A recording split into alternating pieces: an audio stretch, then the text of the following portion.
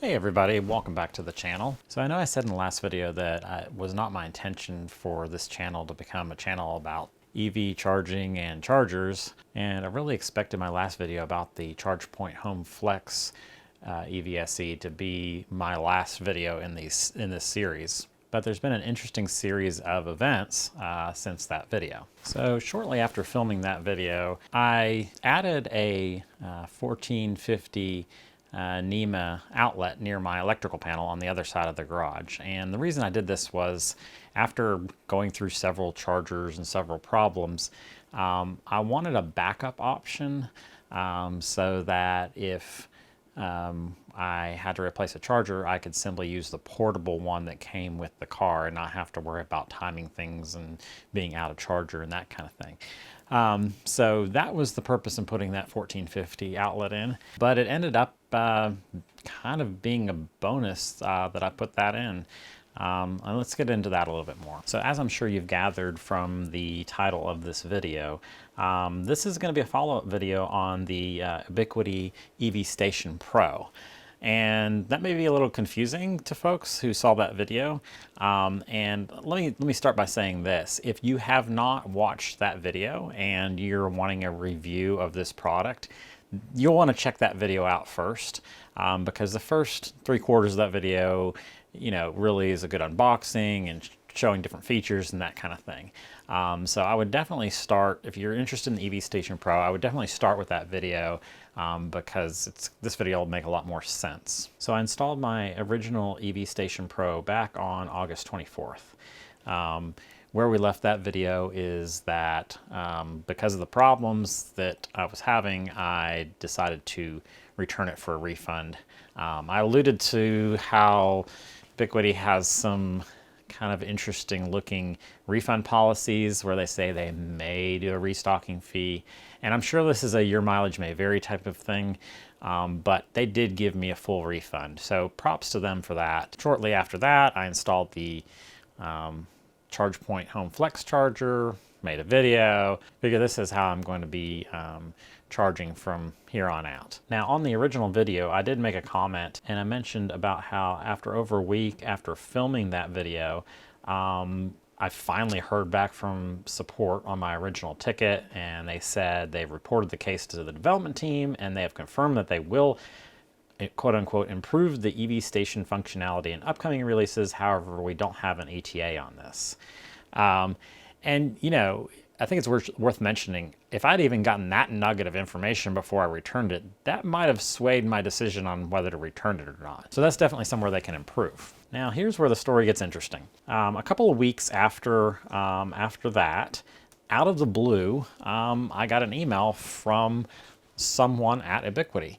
And it was a very nice email, and they mentioned that they knew I'd had some problems with the EV Station Pro and apologized for that. And they mentioned that they just released a new version of Unifi Connect 3.15.9 that resolves some of the poor UX issues that I encountered. He went on to say that he understands that I already returned the EV station, and then he went on to ask, would I be willing to take another go at it if they sent me an EV Station Pro?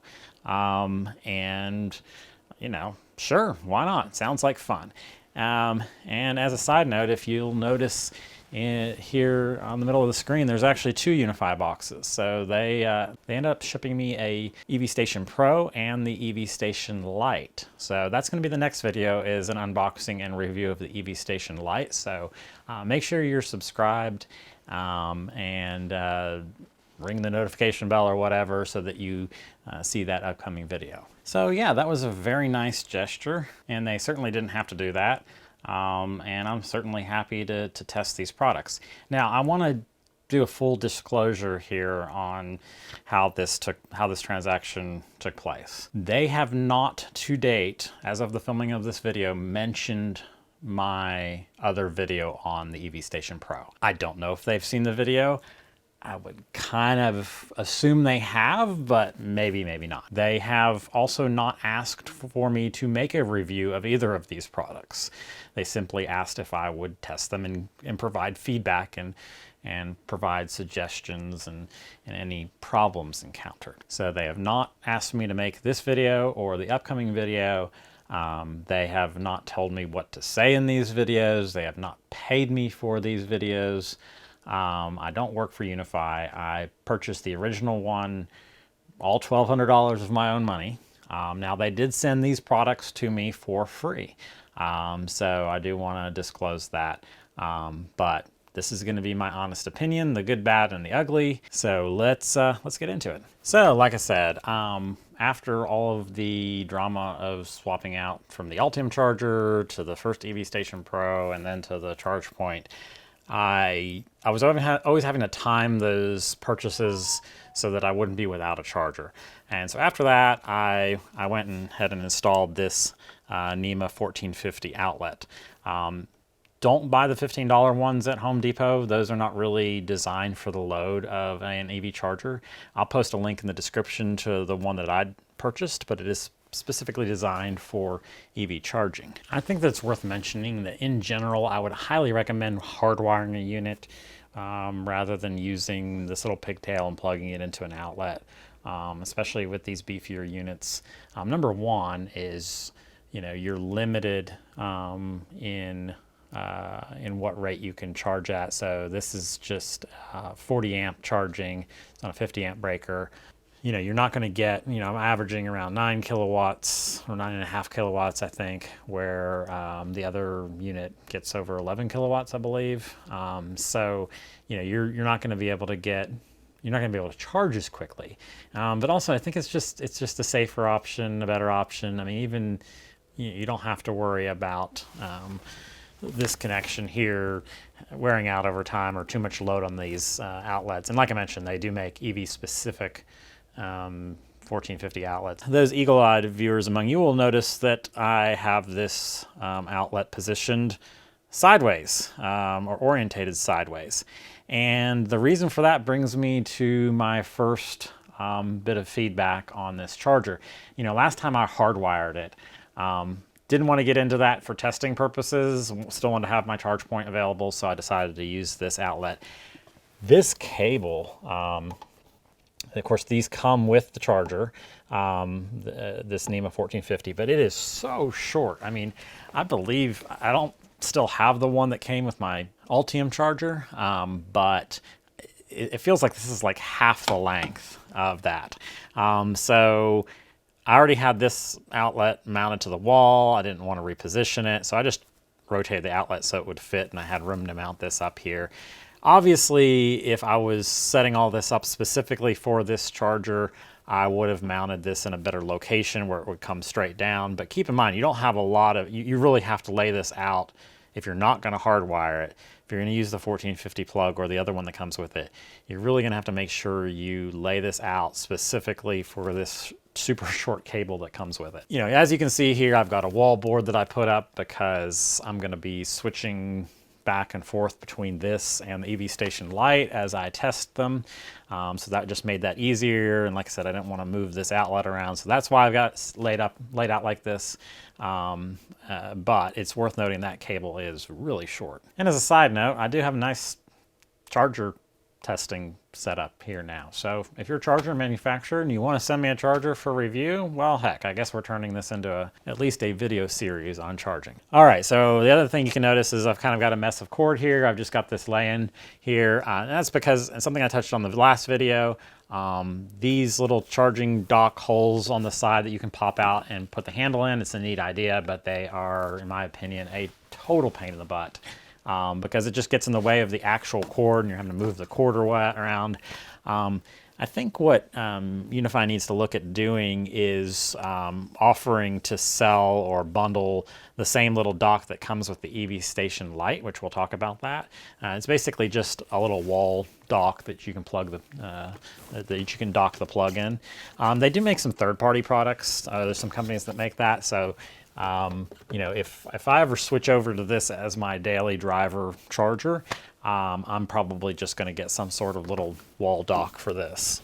So sticking on the topic of hardware, cord's not bad. It's, you know, nobody makes a cord like ChargePoint. Ubquiti, if you're watching, you should totally find out who is manufacturing ChargePoint's cords because they're amazing. This isn't a bad cord, but I've gotten spoiled by the ChargePoint one. On the plus side, this trigger on this handle, it's just very clicky. It's almost like fidget toy level clicky. The build quality just feels great. There's just something oddly satisfying about this trigger. It's probably the best one out of all the chargers. The ChargePoint handle feels better in the hand, but man, I don't know. That's a good trigger. And so one more bit of feedback on the actual hardware. This screen is super reflective. Like, I'm moving the camera around so you can see, like, it's hard to get a good shot where you're not just seeing everything else in the background. Not a huge deal indoors for actual use besides, you know, filming it. But I would imagine using this outdoors, that might be kind of annoying. So they might want to consider maybe getting some sort of anti-reflective coating on that screen. With all that out of the way, what you guys really came here for is to find out, did Ubquiti actually fix my main complaint with the charger? And just as a quick review, my main complaint was that when the car was finished charging, there was no indication from this charger whatsoever that it was done. It would continue to say charging on the screen with a little animation. The timer on the device would continue to count up indefinitely for hours and hours, and, you know, no types of notifications or anything. So that was the big deal breaker for me. I'll go ahead and spoil it. Yes, they have mostly fixed this. And so we'll get into that in a minute here. It's actually done quite well. Is this charger now perfect? Almost. And I'll get into what it's still lacking a little bit later in the video. And I was actually kind of delayed releasing this video for several weeks because I kept hoping that these other missing items might show up in a firmware update before I release the video, but here we are. Alrighty, so let's take a look and see how charging is handled now. So for the purpose of filming, I did back the car out of the garage, so we'll have to open her up.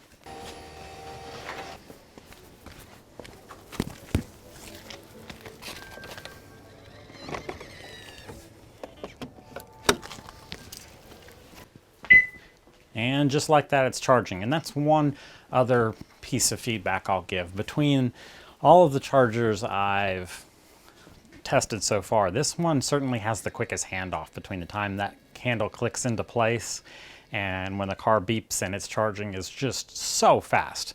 And that was the case before the software updates, and it's certainly still the case now.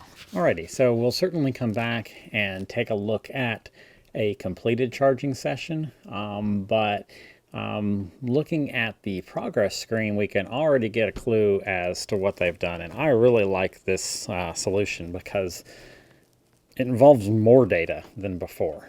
So instead of just simply changing it to a charge time indicator that stops when the charging stops, they've actually broken it out. So before we just had a time elapsed counter down here below this little bar. So now we still have the energy delivered like we had before, but instead of having a time elapsed counter, we have a charge time and a session time.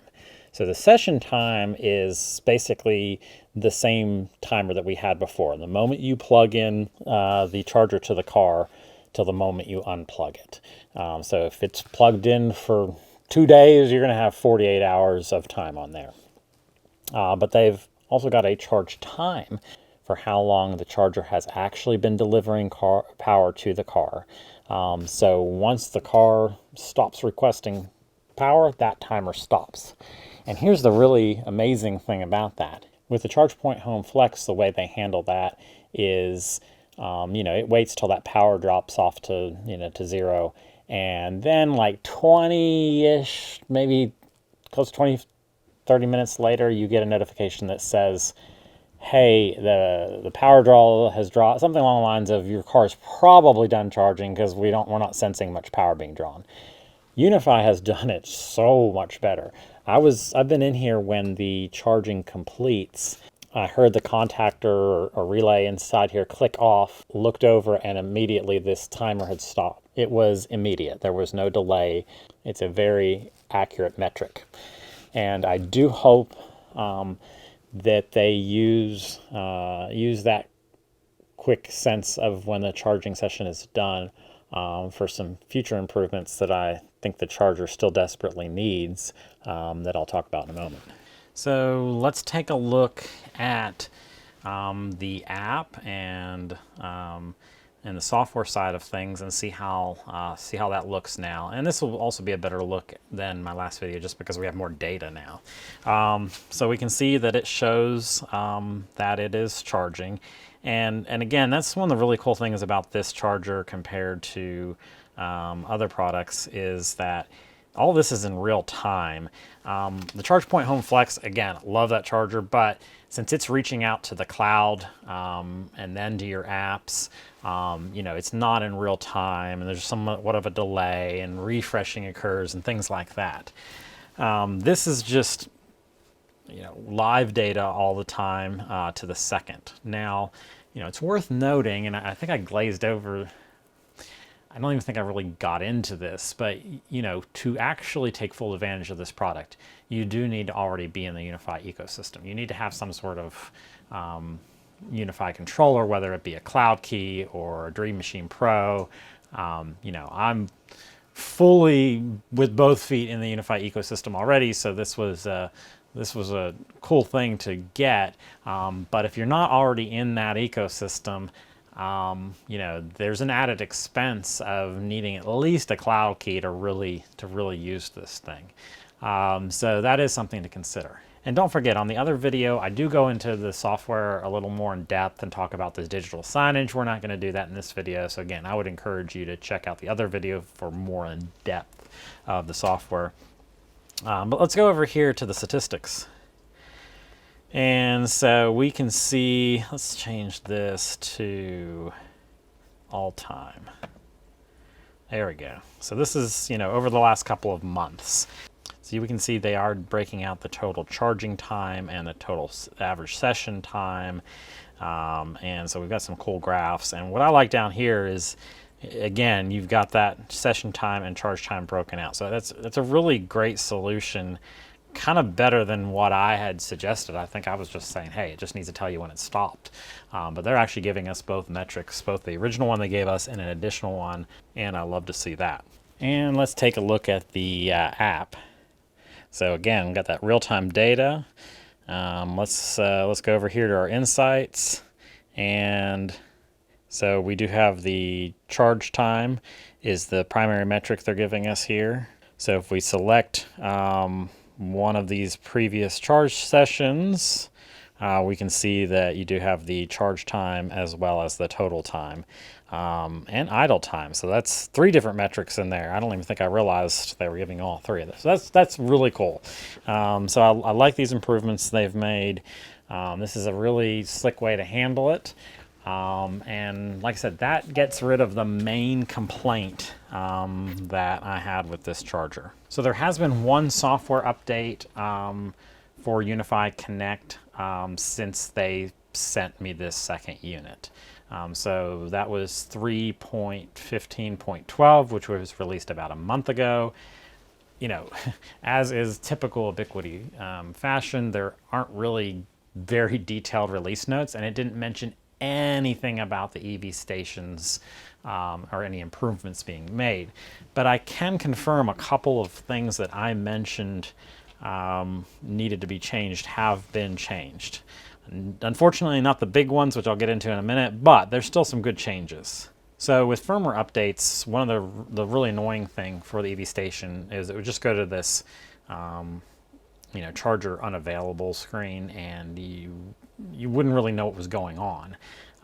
So they have taken that suggestion and run with it. There is now a progress bar during a firmware update, which seems like a no-brainer with a big old screen. And then my other suggestion was to have the light ring around the unit flash blue and white like the Ubquiti APs do during a firmware update. And so that now occurs. So some minor changes, some minor improvements, but still they're good quality of life improvements nonetheless. So let's talk about what's still missing. And I feel like they are so close to having a pretty much perfect product. As at the time of filming, there are no notifications whatsoever. And what I mean by that is while the screen is going to show us its status when it's done, and we'll look at that when the car is done charging. Unless you're in front of the charger, or unless you open the app and look at it, you don't know it's complete. So there's no,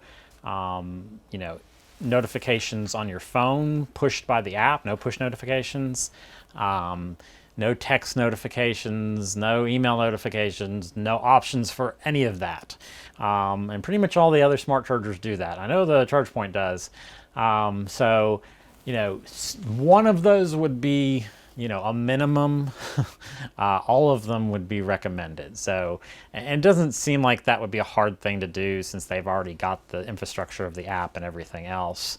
That seems like an obvious oversight. And along those lines, they should really have charging reminder notifications. So most other EV SEs have this. In other words, you can set the app to send you a push notification or a text at a certain time of night. So maybe every night at 7 o'clock, it sends you a notification that says, hey, if you're not plugged in, if you're not already plugged in, that says, hey, don't forget, it's time to charge. So scheduling charge reminder notifications, which again, seems like a pretty easy software addition. And finally, and maybe I've just gotten spoiled by the ChargePoint, they should have the ability to enter your energy provider's cost per kilowatt so that the Connect app can track it and tell you how much each charging session costs. ChargePoint does it really slickly in that you can just put in who your provider is and they automatically pull that data. But even if I just had to manually put in my price per kilowatt, you already have all the rest of the data there. So it seems like, again, a really simple addition, and it'd be great to be able to charge per session and then see how much your charge is per month and per year and that kind of thing, and track those costs. Now, in a recent communication with my contact at Ubquiti, who kind of set this whole thing up with sending me these units for testing, he did confirm that they're discussing all of the suggestions I've made so far and prioritizing them accordingly. And he said that the charging notifications and energy cost tracking are at the top of their list. So that's great to hear. So it's coming. When, I don't know. Like I said, I've waited, pushed this video out probably about a month from when I was originally going to release it, just because I was hoping to put this in the best possible light with, in contrast to the last video, and be able to show you all the things. I guess that means maybe we'll have a follow-up to the follow-up when those features come down the pipe.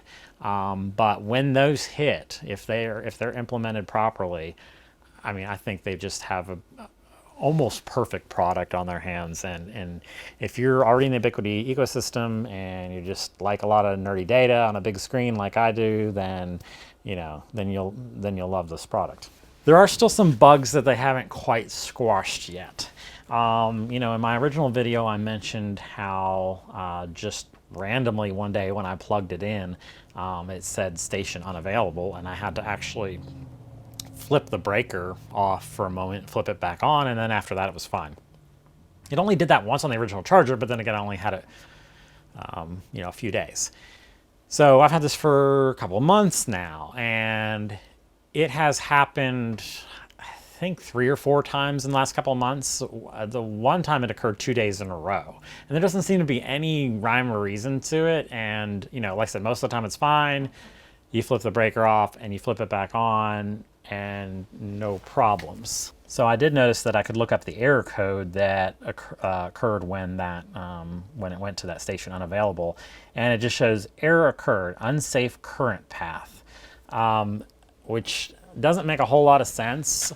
I really don't think it's electrical on my side, and the reason for that is before I had it hardwired on a totally different circuit. This time it's plugged in on brand new wiring and a brand new breaker and a brand new, so two totally different electrical configurations and the same error. So, it seems like some sort of bug. If I was just throwing a guess out there, maybe there's something's just the tolerances are a little too tight on the way it's detecting something. So I'm fairly confident that's one of those kind of things that will probably get better in time. Ubquiti is pretty good with, with their product improvements over time in general. So another bug is if you have set the display label. This is where you can basically make the screen say anything you want when the unit is not plugged in to a car. This would be useful if you had like a whole bank of chargers at a business, maybe, and you'd have charger 1, charger 2, charger 3, and so on and so forth. If you set that display label and flip the breaker off and flip it back on, it loses that setting. And I sort of covered that in the last video, but that is still occurring to this day. Alrighty, so I'm gonna let the car finish charging and then we'll come back and take a look and see what the screen looks like when it has completed compared to what we used to get. All right, and we're back, and this charging session has completed, and so you can kind of see the final screen now. So instead of having this animated charging box here, it now just is a static image and says ready to charge. And we also have the charge time and the session time, which of course that's continuing to count up. And just like before, we have energy delivered. So the ready to charge thing, that's an interesting choice there. I mean, I guess it makes sense because it is ready to charge. I still kind of would prefer to see the green charge complete sign that you get when you unplug it, or at least the option to have something like that. The other interesting design choice at this point is this light ring is still pulsing exactly the same as it does while it's charging. So again, visually, it feels like this should be doing something else. I'm guessing this isn't RGB because I've only ever seen it be white and blue. So I guess, given the choice, I would just say a solid blue ring when it's done would be a better option than it continuing to pulse like that. But that's just my opinion on that. Also like how they've cleaned up these stats here to just say 0 on everything when it's done. Before it would still show the voltage and 240 volts or whatnot. So I think that's a better choice overall, to have those kind of grayed out and just be at 0. So yeah, overall I think they've done well with correcting my biggest complaint about this charger. I'm probably nitpicking on some of the things I just mentioned, but I think at the end of the day, it's nice to be able to, at a glance, from across the room, be able to tell what's going on without getting right up on it. So like I said, changing to the green charge complete screen would be a little more obvious. But again, that's a nitpick. This is totally an acceptable design choice overall. Alrighty guys, that does it for this video. In conclusion, I would say that overall, this is a much better product than it was a couple of months ago. It still has some room for improvement.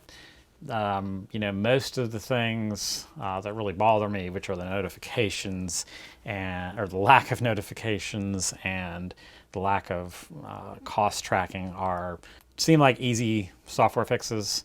I would say this went from something I would absolutely not recommend for most people due to the cost and due to the big bug of it not telling you when it's done charging, to yeah, this is a really cool device. If you're already in the Unifi ecosystem, you know, yes, it's an expensive product, but this one is really geared more towards a commercial environment.